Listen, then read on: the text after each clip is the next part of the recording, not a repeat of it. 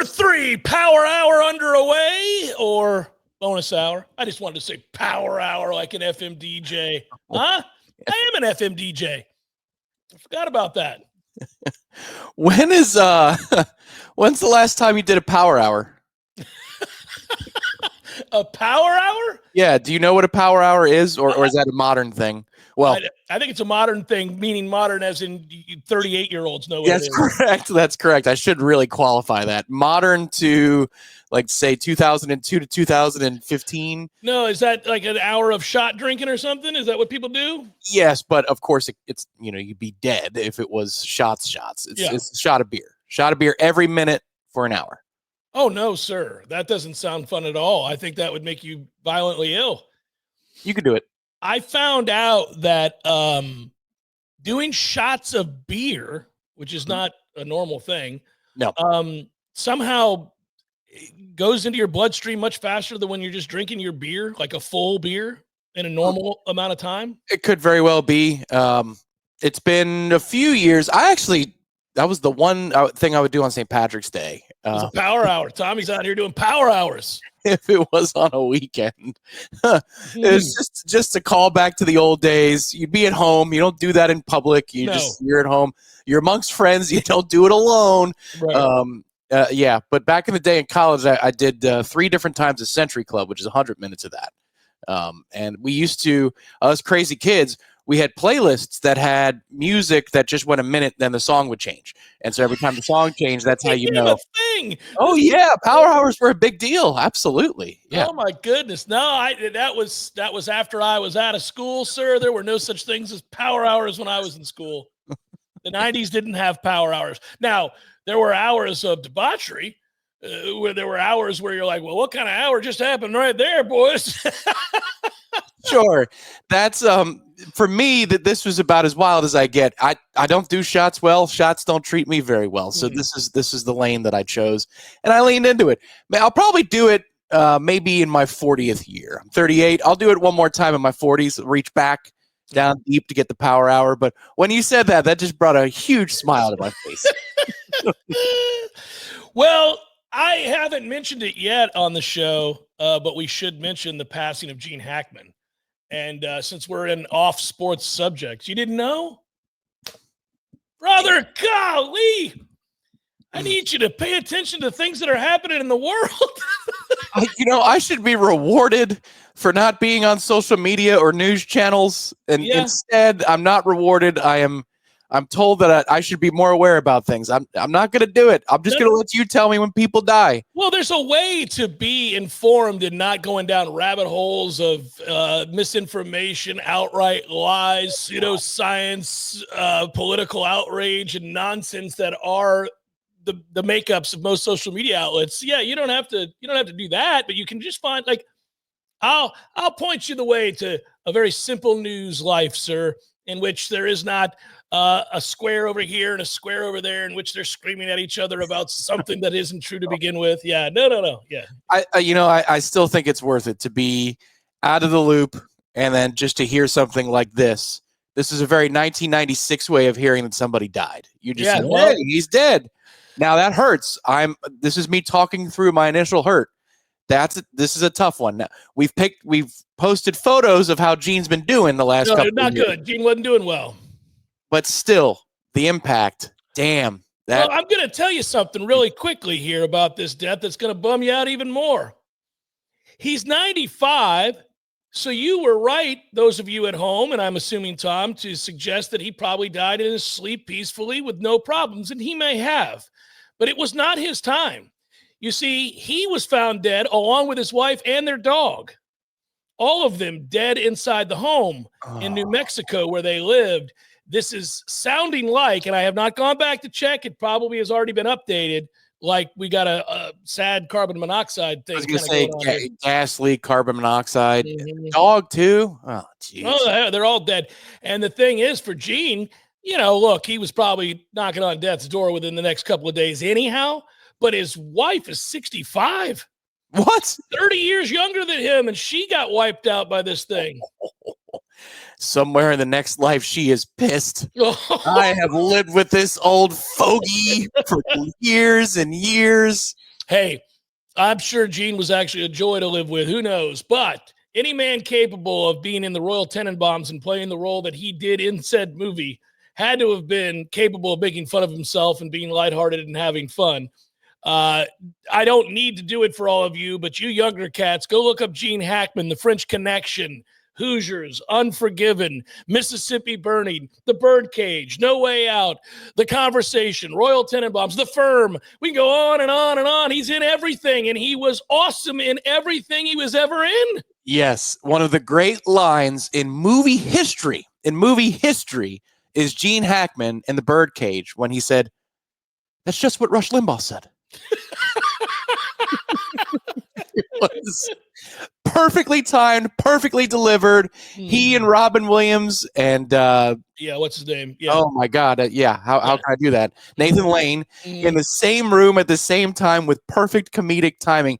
And his range is more than just that, but oh my God, that movie, he is perfect in that movie. You know, Hoosiers, by the way, loosely based on a true story.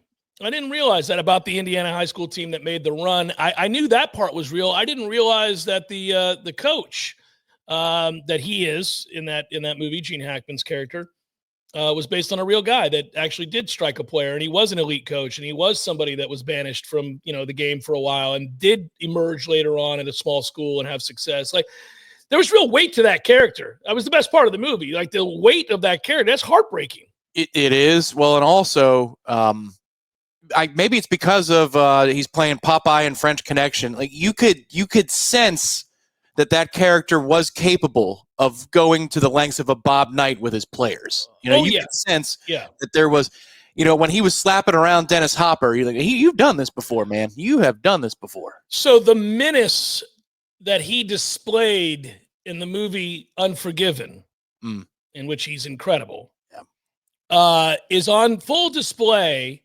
when he starts out amiable enough and then becomes sinister with the depths of torture that he would take it to administer the law in his town.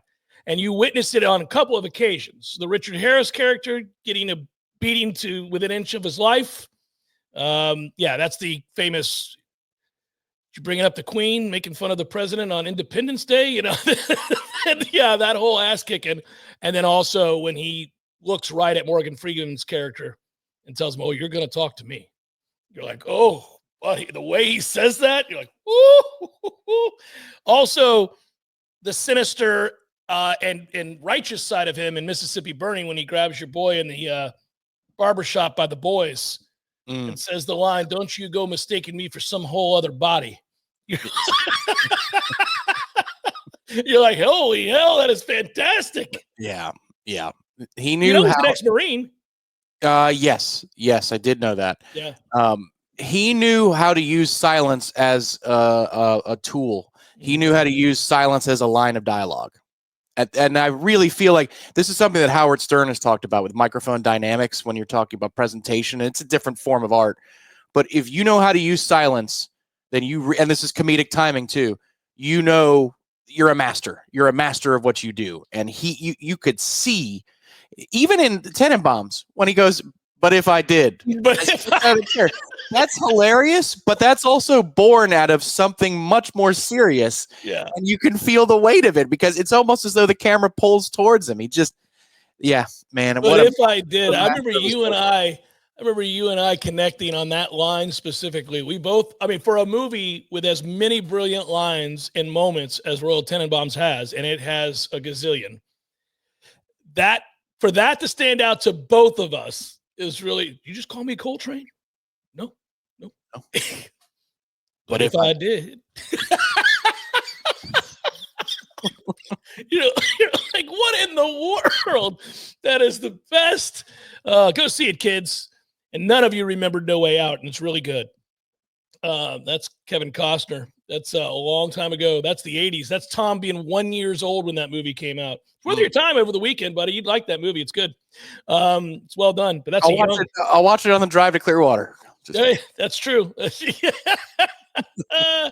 Hey, I heard something last night. We already talked about Florida State baseball getting the win in a close game, and it was a lot of fun to watch.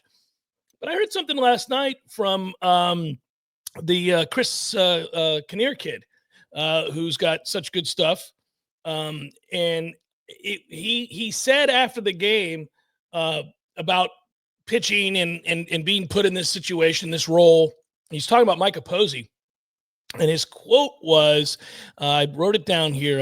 I wrote it down. He said, he was asked about Micah Posey, and he said, or Coach Posey, and he said, yeah, he's hard on me. He's very hard on me, and we'll tell you what's what.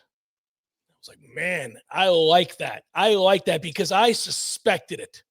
I suspect we don't see that side of him when we are interviewing him. We've had two really good long form interviews with him, and I've seen him outside of those interviews, Tom, and talked to him. You see a lighthearted, very kind, interesting, straight down the line, buttoned up man. He's got intentionality to everything he does, which I admire that in a person and a professional. Prepared. It's cool to see. Yeah. But I suspected there was some what for underneath there. This is a guy who himself was a great pitcher, who had Major League Baseball aspirations. So I suspected he would look at data and mine those tools and then turn to a player and say, this isn't going to get it done. Let me tell you why. And then just show him, respectfully but sternly talk about what's off, what's not working with the mechanics, whatever it might be. Right. And I mean this with respect, Coach. You're hearing this right now. If you're maybe you're listening to the pod, you're down at the Cognizant. He doesn't have the darkness of Trey Jones in him that it presents where you're like, oh, Jesus. Trey can be very tough. Tough. Trey presents that way, and I think he wants to. So maybe it's a compliment to Coach. But you can tell that Trey doesn't have time, which is so refreshing in the sport of golf, which is just full of country club kids. Children who are beyond 18 years old. Mm-hmm. I love that about Coach. But there's maybe a Diet Coke version of that in Posey. And look, if your social media handle is Pose the Hose, you're either a deeply unserious person or you're somebody who can get serious real fast. And he's the latter of those two. It was cool to hear a guy with closer stuff who was up against it, who came through with flying colors. And, you strike out the 3-4 hitters in crucial situations. Yeah.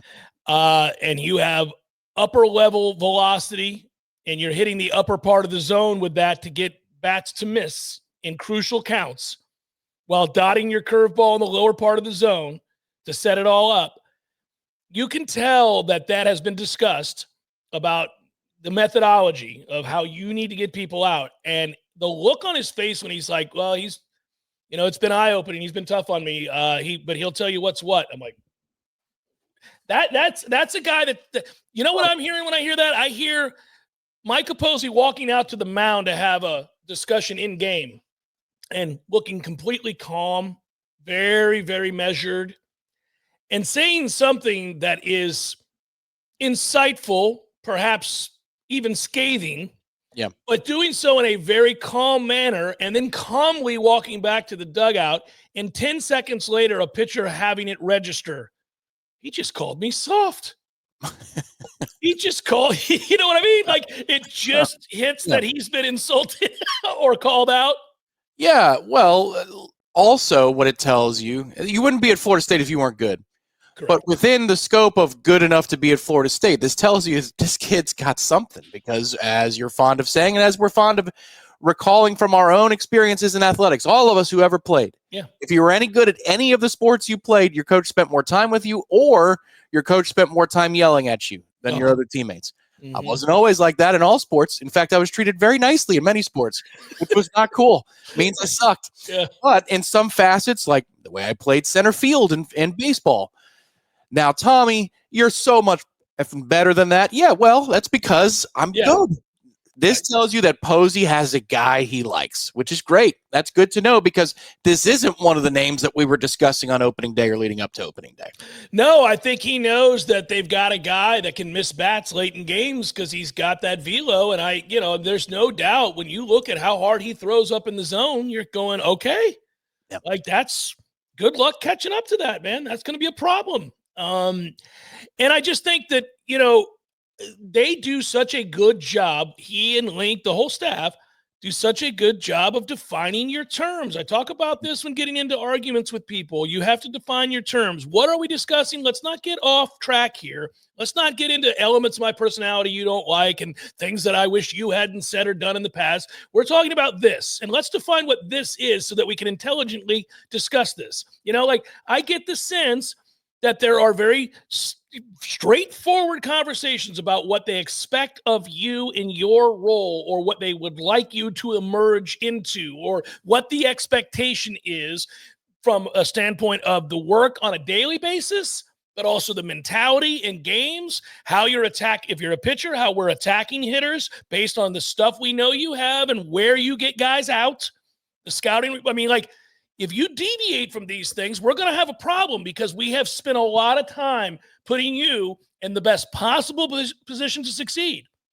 Yeah, I think one piece of evidence to that end is that they're modern coaches in the sense that they let these college kids act like morons after they hit a home run or strike somebody out, and they understand that that's part of it. But you're not allowed to. You could tell that you're not allowed to do that unless you put in the work. Right. You've earned the right to have fun, I guess is the way they'd put it. I'd say you've earned the right to look like an idiot. But that's what this game is about now in college baseball, and they allow for it while also being strict and stern. You look Link in the eye in the dugout during a game. Do you think, with the sensibilities you have when you grew up and when I grew up, right, that guy is going to allow somebody to do a stomp 180 and like one of these things crossing over the arms after they hit a home run? Never in your life. They've adapted to that, but they still have principles that you have to abide by, or you never get to go to the dish, or you never get a chance in a high leverage situation to retire guys in the middle of the order when Ben Barrett can't get you out of the inning. You have to operate within those parameters to be allowed to have the release and the fun that you want to have. Yeah, there's a lot of good about what happened last night. I think that the Delamolier, obviously, you see a little bit of the power there that they had spoken of. It was good to see that come out. Well, there's a moment there. He gets a curtain call on the road because we travel well and the animals are there. But Link, they catch it in the third base camera. They're looking into our dugout, and you see Link look over his shoulder, and I don't know if this is exactly what happened, but it appeared to me like he said, "Get out there," take your call, take your call. Well, there's the moment of a coach saying, "Hey, man, you've earned it. You've earned your stripes. There you go. You just pissed on that one. Go ahead, have your moment." And how did you get that pitch? You worked a 3-1 count. Right. You worked a 3-1 count. You had a very good at bat. You were sitting dead red. Yeah, you got the bunt attempt, the fake bunt attempt or whatever, and then you may have been a bunt attempt. Yeah. It went as the announcer said, when 8 rows back. Mm-hmm. But then you bore down, and once you get the 2-1 count, all right, it's go time. And also, that was a big base steal to grab third. I think in that moment they might take the bunt off in that moment, say the hell with it, go for it, swing for the downs, young man. Yeah, and so that you saw that. I love Jackson West's approach all night long at the dish. It was great to see BJ Gibson, but I'm just. That was cool to hear, because I think you and I both suspected there was some what for in there from Micah, that he had that. And for a player to kind of slip up in the moment, almost as if he's really elated to see that it paid off, like the times that he's been chastised or chewed out or whatever, it came, he realized in the moment, oh, that got me through. Coach is right. Well, yeah, there are different styles. Some guys will light you up because that's who they are. Nick Saban, you see a lot of guys on special teams, defense, and even offense in his years, and he's just yelling and screaming him down. There's nothing you can do. It's Nick Saban.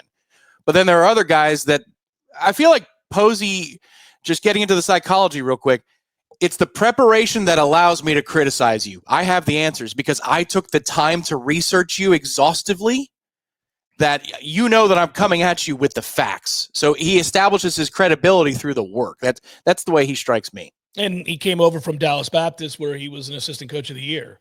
Yeah. And that program went from nobody knows what the hell's going on at Dallas Baptist to me saying to you one day as we're looking at these numbers, why is Dallas Baptist always in the top 10 these days? Remember that? That was like a couple years ago. I was like, why every time I look at this is Dallas Baptist in the running? Always. Yeah. All day games. Pose the hose. He's the reason. It's fun to watch. Jeff Cameron Show 93.3, Real Talk Radio and Warchant TV. Back in a moment. We all want to have a happy hour.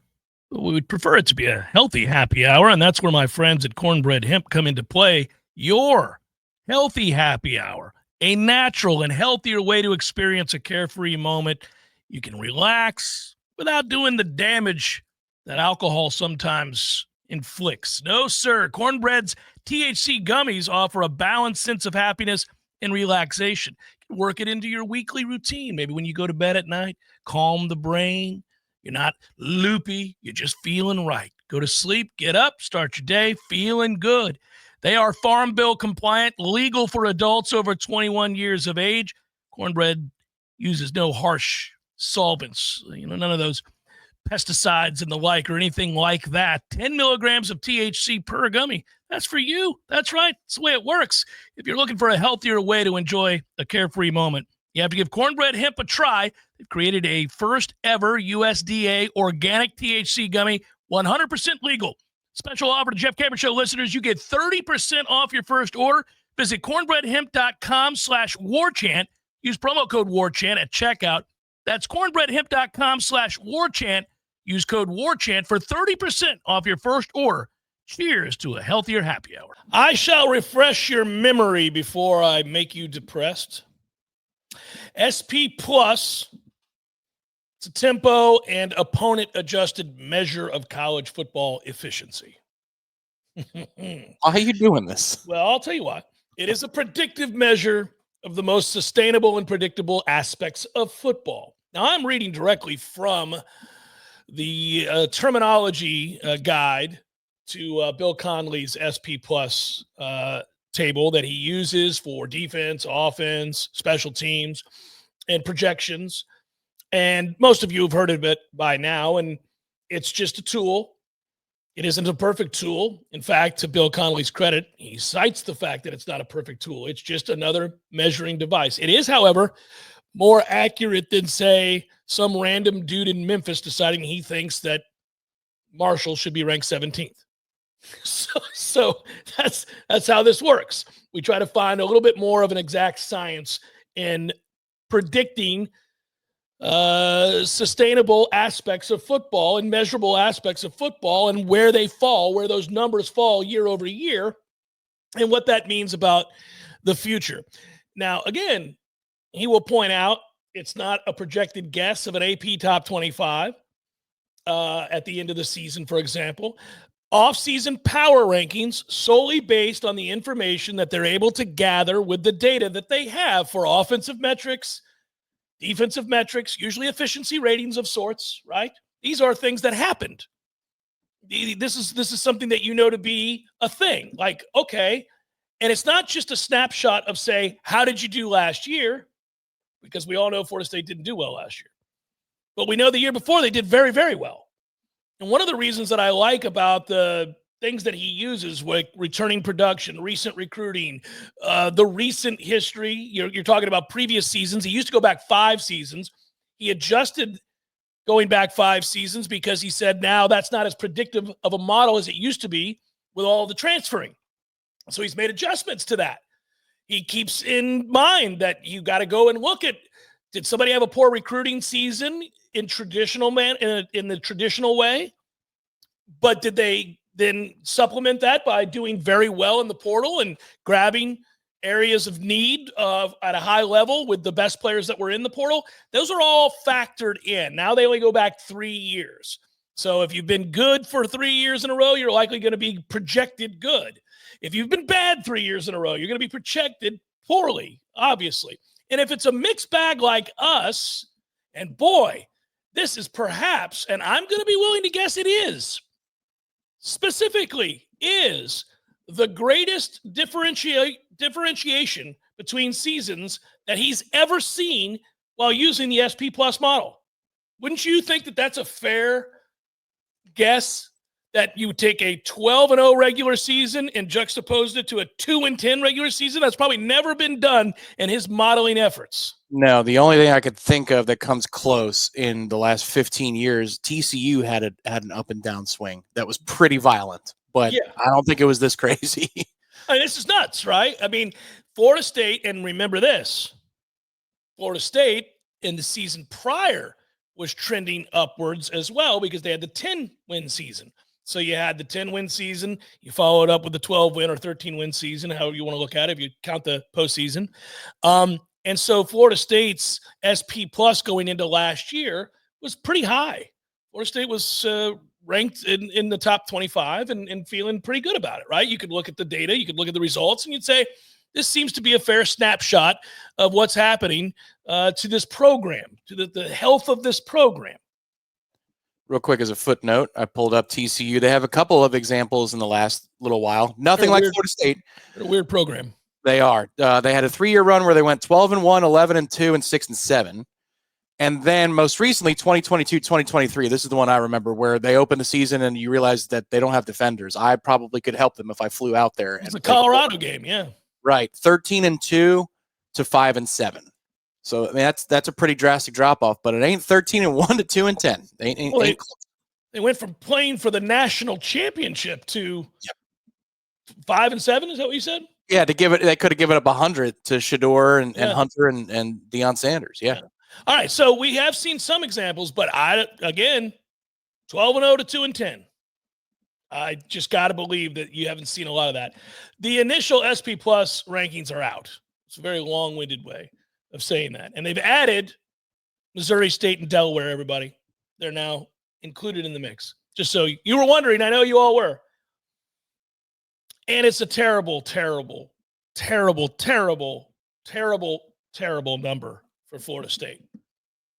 Again, not predictive of the season that Florida State will have necessarily. He says so in his own footnotes. Says so when you look at the glossary terms, like, hey, it's just a snapshot. This is kind of where we're at right now. But I first wanted to see where Florida State was over a 3-year span, Tom, offensively. Now, when you incorporate last year's worst offense in all of college football numbers with the very good numbers from a few years ago and the pretty good numbers from the year before that, you come up with an offense, according to SP Plus, that is ranked 85. Oh, man. 85th. So my assumption, you're saying that he's made adjustments to the model. He has to prejudice the model. He has to weight the model. Recency has to be much higher in its weighting, right? So like last season, you could say in previous years, maybe all three were weighted at 33.33. That sounds to me like you're front loading it to the most recent season. Well, I didn't love their offense 2 years ago. No, but they did produce in terms of total points a game more than their predecessor. So 22 was a more enjoyable offense, but 23 was technically more productive. Well, they had weird home run power. Trey Jones would break off a 90-yard run out of nowhere after 5 terribly inefficient runs. It was just bizarre. Benson, yes, yeah. It would take Trey Jones a little longer than Benson. What did I say, Trey Jones? Yeah. Yeah, I think Trey would have got caught on that 90-yard run. Probably. It's not good. It's not good. It's much better defensively because of the previous 2 seasons that are factored in. Even to some degree, last year was, wasn't a dumpster fire at all times. They're 33rd SP Plus defense. Special teams 13th, Tom. Special teams 13th. Hopefully Gus Malzahn is for putting all that work in. Maybe he thinks they should add 2 or 3 more periods of practice. Oh, good God. Teams. No, please. No, please. The overall number is the one. If you thought 85th was depressing for offense, it's the overall ranking that is the most depressing for Florida State. 51st. They are 51st in the country in SP Plus. Now, he admits they're going to do some more work over the summer and post-spring. Teams add more players and perhaps lose some players. So he'll have to make some adjustments as well there. But for right now, we're cozied in behind Tulane, Georgia Tech, Rutgers, Kentucky, Duke, Minnesota, Baylor, Texas Tech, Nebraska, North Carolina. Carrollwood. We're behind Kansas. Oh, man. We're behind Southern Cal significantly. We're behind Iowa State. We're behind Boise State, TCU. We're behind Indiana and Illinois. Do you take pleasure in reminding us all every day about how bad the program has been? I don't. I want it fixed. And I'm a hard ass about this. I want it fixed now. This is completely unacceptable. And we shall see if, in fact, this does, in fact, get fixed. Changes have been made to that end. Do I think we'll be better than the 51st ranked team, if there was such a thing, this upcoming season? I do. But I don't like the feeling that washes over me when I see that we're behind Virginia Tech and Rutgers and NC State and North Carolina and Georgia. These are ACC teams, not Rutgers, obviously, but Georgia Tech, NC State, North Carolina, Virginia Tech, all ahead of Florida State. It just pisses me off to no end. And it's certainly not a neighborhood I want to live in, Tom. It's a dangerous neighborhood. It's an afterthought neighborhood. It's a do you even play football still kind of neighborhood. It's not okay. They don't pick up our trash on time in this neighborhood. Well, maybe this is an exercise. This almost sounds like a red zone exercise, but I'll do it this way. Do you think that Florida State, and stop me when you need to stop, do you think Florida State will be a top 60 team in college football this year? Yes. Do you think they'll be a top 50 team? Yes. You think they'll be a top 45 team? Yes. How about top 40?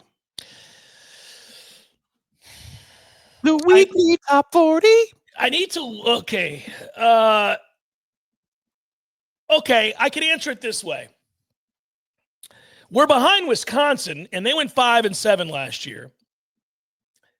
But do I think we'll be better than Wisconsin? That's a good litmus test, don't you think? Well, I need to look at Wisconsin's schedule. I know they doubled down on their coach, but do they have a Big Ten schedule that Indiana had this past year? That'd be nice, right? Everybody wants that one. Yeah. Just like we all want that Louisville schedule from a couple of years ago. Right, or the North Carolina schedule from this year. Yeah, or the SMU schedule from last year. Yeah, that's a good one too. Although they did play us and whoop our ass. They did. They found the right year, because if it was 2013, that's an Elski. They're screwed. Or 2023, excuse me. Yeah, I was gonna say yes. It's a real bad Elski for 2013. They're gonna lose by 80. That's correct. Wisconsin, in short, does not get bailed out this year. They do play Alabama. We know that because we've talked about pressure on Alabama. Yeah. But they do play Michigan and Ann Arbor. The 3 games in a row, Michigan, Iowa. Oh, wait a minute. 4 games in a row, Michigan, Iowa, Ohio State, Oregon. Holy God. I'm going to go out on a ledge and tell you they won't win any of those games. And there's no bye week. and here's the best part. So they go to Michigan, they play Iowa, Ohio State at home, and then they go Ohio State, hit the road to the West Coast the next week to play Oregon. Well, you're playing. So when do they play Michigan? They play them on October 4th, the day we play Miami. So wait a minute. But in that order of teams, which game is the Michigan game? First. Okay. I thought it was the second. Because if they had to go Michigan, Ohio State, Oregon, that is the cruelest running kick to the boys in the history of conference schedules. Like, okay, we're going to give you the 3 best teams in the league all in a row. Good luck with that. Yeah, so I think that happened to South Carolina some time ago with the quarterback who liked to drink into the night. Garcia? Garcia. That's Steven Garcia. There you go. Awesome. So they get a bye before Michigan. And then, it's Michigan, then Iowa at home. Iowa's better, man. Oh, yeah. Yeah. Ohio State at home, and then Oregon. And then they still have to play Washington, Indiana the next couple of weeks. And who knows? One of those 2 teams in the transfer portal era is sure to be average. Yeah, absolutely. That's not ideal. By the way, do you remember, this all reminds me, speaking of schedules and the order of games and, all that stuff where teams get screwed and other teams get the breaks on a given year. Do you remember when Nick Saban had that eureka moment where he didn't notice it at first when their schedule came out, but then later on in camp, he noticed that everybody they played, every tough team they played, every projected ranked team they played on the road at night coming off a bye. Yeah, that's right. Yeah, it was at least 5 teams on the schedule. He's like, how come everybody that's ranked that we play, we're playing coming off a bye at night at their place? Yeah, he was furious. All right. How come? Because I'll tell you something. He was so mad. I think we're going to finish higher than Wisconsin this year, because if you've got a 6-game span in which 5 opponents are Alabama, Michigan, Iowa, Ohio State, and Oregon, you've got a chance. And it's not like Illinois is bad anymore. They still have to face Illinois and Minnesota to finish their season. So Wisconsin's in trouble, man. They're in trouble, Mike. Well, he got his extension for unknown reasons, and he's set. They're going to end up going 5-7 again. I wonder if the extension streak shall come to an end. Are we going to be Florida State a top 30 team? Well, there are some teams that reside in the top 30 that I don't think are any good. So, for example, I'm not sure how good TCU is going to be. I'm not sure how good USC is going to be. I mean, we'll see. I'm not sure how good most of those other teams. I mean, I don't know about Auburn. They're facing tough time. It's interesting. I'll stop short of saying top 30, but top 25. Can you be 8-4 and be in the top 25? Yes, you can, right? Yeah, at least in others receiving votes. It would help if one of those 8 were one of the 4 marquee games. That's the problem you have, because a lot of the wins you're going to collect are going to be whatever wins. Oh, you beat Virginia. How cute. Oh, good to see you got past Wake or whatever it is. You know what I mean? Yeah. I mean, you have to win one of those games against Clemson, Alabama, Florida, or Miami. In order, if that's going to be the 8-4 makeup, if you get one of those wins, but then that also means you lost to somebody you shouldn't have. Correct. I'm looking at USC's schedule as we're talking about this, and that's no slice of cake either. Their second week opponent is Georgia Southern. Be careful. Yeah, Georgia, they're like the Richmond of their league. The Spiders back in the day. They'll rise up and get you, and they have to travel to Illinois. They play Michigan and Notre Dame back-to-back weeks. They play Iowa and Oregon back-to-back weeks. Does USC? They lost to Minnesota last year. I mean, so You're damn right. They can easily lose to any number of those teams. I think that's the foot race for me personally. Can we be better than Southern Cal? Can we be better than Southern Cal? And I'm sure Deuce Robinson and the Robinson family is interested in that as well. Can we be better than Southern Cal? I think that's a great target. I sure hope so, man. And I wasn't bringing this up to be depressing. These are numbers. And it's just one man's SP predictive model. It's a tool. It's a talking point. It's something to behold. I read that early this morning in the doctor's office. I just had my annual physical, and I was sitting there reading on my little laptop. I was like, oh, we're 51st. God, dog, probably gave me high blood pressure. No, I didn't have high blood pressure, but still. Chef Cameron, Show 93.3, Real Talk Radio, Warchant TV. This was stunning. It's been a very productive week, and today you can actually watch the combine, watch the guys work out. I was blown away when I heard this news, and I love playing the role of GM, just like most of us NFL fans do. Tom and I like playing co-GMs, working together in the same front office and making decisions together here because we root for the same team. So I'm going to ask you this, co-GM. What do you do with Abdul Carter? For those that don't know, Carter is potentially the first overall pick in the draft. If somebody doesn't go quarterback, it's likely they're going to go Abdul Carter with that first pick. We all saw him at the end of the year for Penn State playing with one shoulder that worked and still dominating football games. He's far and away projected to be the best defensive end in the draft, and it's a deep draft for defensive ends and tackles. And they found out yesterday that he has a stress fracture in his right foot. Now, you do understand when they talk about surgery to a stress fracture, so you can elect not to have surgery or you can elect to have surgery. It can heal both ways. The surgery requires a screw that is put into your foot. He has opted now against having foot surgery. Yes, and it was ruled by doctors that it's not necessary / advisable as of today around 10:30 in the morning or 11 in the morning. Adam Schefter had that report. So that it's not advisable to have the surgery. Correct. That not only is it not, like, originally the reporting was you could, meaning the doctors were saying you could go that direction if you wanted to. You don't have to, but you might want to do it. The following up on that reporting is that doctors are now saying you don't need to do it. It's not necessary. Still, though, that story's out there, holy crap, now you just created a problem. Well, you've created more medical exams. He was scheduled to undergo medical exams and participate in interviews with teams in Indianapolis. Defensive linemen and linebackers are amongst the first players to arrive, by the way, at the Combine. Those players started their interviews earlier this week. Medical exams were scheduled for yesterday and Tuesday, followed by the on-field workouts that usually take place today.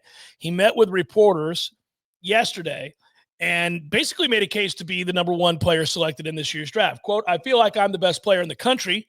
I'm the best player in the country, therefore I should be picked first. It's the work that I've put in.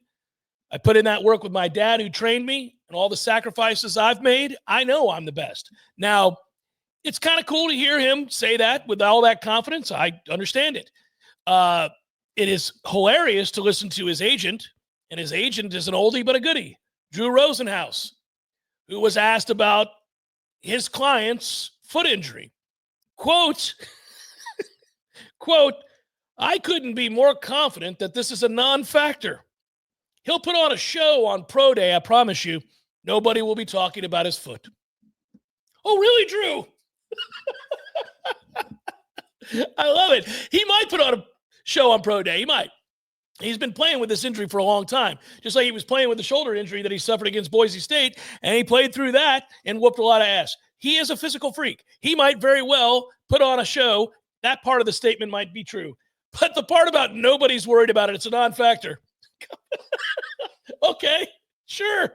I think if we were in our own closed meeting, phones out, and by that I mean out of the room, and we're just speaking honestly, I'm going to ask you if you have in your Rolodex of connections as co-general manager, anybody in NBA circles. I want to talk to NBA foot doctors. I want to talk to the guy who tried to help Greg Oden restore his career. I want to talk to those specialists about stress fractures and feet. I understand that this is a shorter human being, but it's a stocky human being. And I want that doctor's opinion on the x-rays that we will get at the Combine or for private workouts. That's what I want. I will tell you this. If it doesn't work out for Abdul Carter in the NFL, he needs to go the acting route and be on soap operas, because he, with that little mustache of his and the presentation, his physique, his height, his body weight, the little mustache, the haircut, is that of a man who plays the role of a doctor on either a sitcom or on daytime television. I mean, he is 100% that kid. You see him, he is so believable. He would walk out in a suit, he'd have a stethoscope, and he'd say, Maureen, I need to talk to you. And you'd go, that's it.